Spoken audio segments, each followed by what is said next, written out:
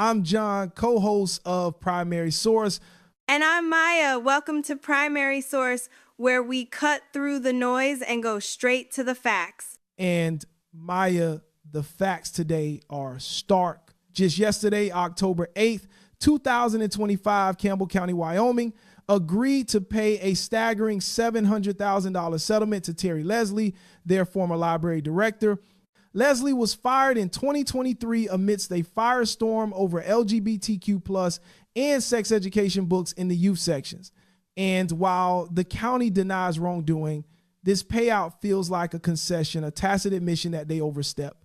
But let's be clear, in deeply conservative communities like Gillette, local taxpayers and parents have an undeniable right to control what content is available to their children in publicly funded spaces.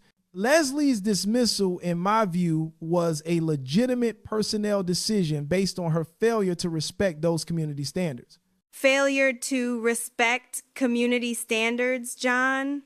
That's a dangerous euphemism for censorship, and this $700,000 settlement is a resounding victory for intellectual freedom and a stark warning to every public institution that thinks it can trample on the First Amendment. Terri Lesley was fired for upholding her professional and constitutional duties, not for failing them. Her attorney, Iris Halpern, explicitly stated that this outcome should send a message to public entities about their constitutional obligations. This isn't about parental rights in some abstract sense. It's about a national trend of weaponizing that phrase to silence marginalized voices and erase LGBTQ+ identities from public life. You call it a victory, I call it a massive financial burden on the community. That's $700,000 of local taxpayer money. And what's truly striking is that despite this hefty payout, the county still officially denies any wrongdoing.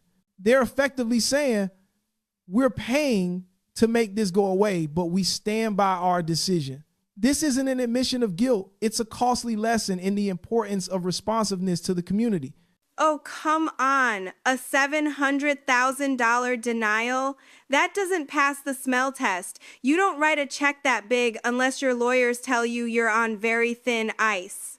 Halpern, Lesley's attorney, was crystal clear. This sends a message about constitutional obligations. How can you reconcile the county's weak "we did nothing wrong" statement with a payout that could fund a small department for years? That message is that violating the First Amendment has a price tag, and it's steep. Or the message is that refusing to compromise, even when faced with overwhelming community pressure, will cost the very taxpayers you're supposed to serve a fortune. From the county's perspective, this is a business decision. It's the cost of resolving a protracted, ugly dispute with a director who wouldn't listen. It's cheaper than going to trial and losing, but that doesn't make their original action wrong. It's a pragmatic exit, not a moral surrender. But does this settlement make other local governments think twice before firing a director over book challenges? Of course it does. It sets a precedent. It tells them that bowing to the loudest, most censorious voices in the room carries a significant financial risk. That's the real victory here. And this brings us to the heart of it, doesn't it? The clash between so-called intellectual freedom and actual parental rights. In a place like Gillette, one of the most conservative areas in a very conservative state, you can't just ignore parents when a county commissioner describes a book like Times This Book is Gay Times as pornographic for its detailed instructions, or Times Sex is a funny word, Times shows a cartoon child masturbating. You can't seriously tell me parents don't have a right to object to that being freely available to their kids in their Times library. You're using the exact playbook. You're zeroing in on a few provocative examples to justify a wholesale purge. This isn't about protecting kids. It's about erasing identities. This is the weaponization of parental rights I was talking about. It's a coordinated campaign to remove any book that challenges a narrow, heteronormative worldview. Public libraries are meant to be bastions of intellectual freedom, not extensions of the local political agenda. Bastions funded by local taxes, Maya, when a library board, which represents the community, votes to fire a director, that is the democratic process in action. They are responding to their constituents. To call local control over public resources censorship is to fundamentally misunderstand how local governance is supposed to work. Taxpayers have a say in what their money supports.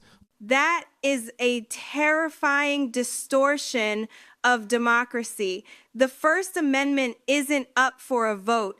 It's not subject to a local popularity contest. A public library has a constitutional duty to serve everyone, including the minorities that a vocal majority might want to erase. This wasn't democracy. It was a vocal minority imposing its will on an entire community and using the power of the state to do it. So a compromise was impossible, relocating the books to an adult section, for instance, that would respect both parental concerns and the principle of access, but Lesley refused. It was her way or the highway, and the board chose the highway. That brings us squarely to her role in all of this. Let's talk about her role. A woman who worked for the library system for almost 30 years, director for over a decade. Suddenly she has performance issues. It's absurd. She warned them repeatedly that removing these books was censorship and would discriminate against the LGBTQ plus community. This was retaliation, plain and simple. Her quote says it all. I will never regret standing up for the First Amendment. That's not a performance issue. That's professional integrity. Integrity is one thing, effectiveness is another. When you, as a public servant, refuse to address what the community sees as legitimate concerns, that times is times a performance issue. The library board, even disassociated from the American Library Association, that's a powerful statement. They were explicitly rejecting an external, ideologically driven agenda to define their own community standards.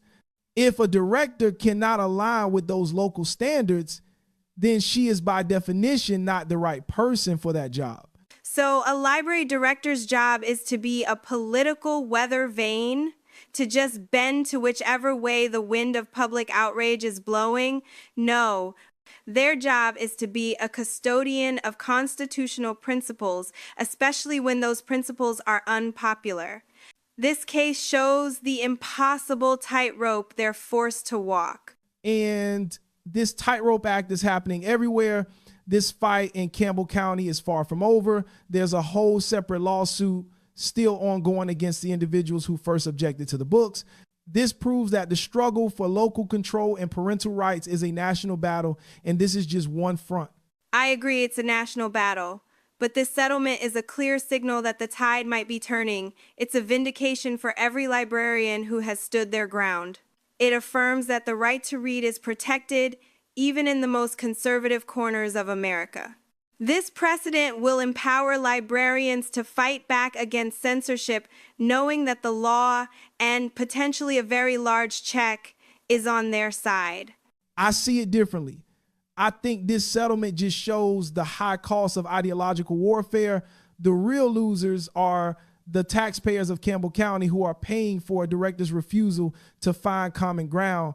This isn't a victory, it's a warning about the price of inflexibility. I think it's clear the core of this is how we define the role of a public library. Is it a reflection of a specific community's values, or is it a window to the entire world? John, your view puts the power in the hands of the local majority, which you call parental rights.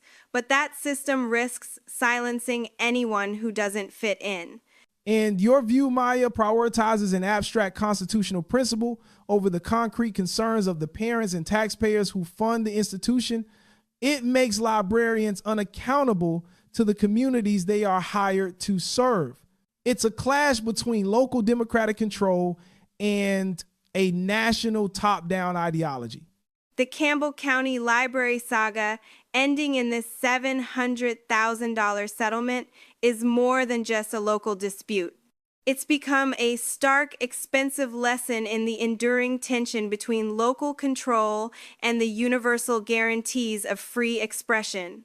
As communities grapple with these polarized views, this case forces us all to ask, what is the true cost of upholding or even challenging intellectual freedom in our society? And how do we ensure our public institutions stay true to their foundational purpose of serving all citizens, not just the ones with the loudest voices? The answers will shape the future of our public spaces and the very fabric of our democratic discourse.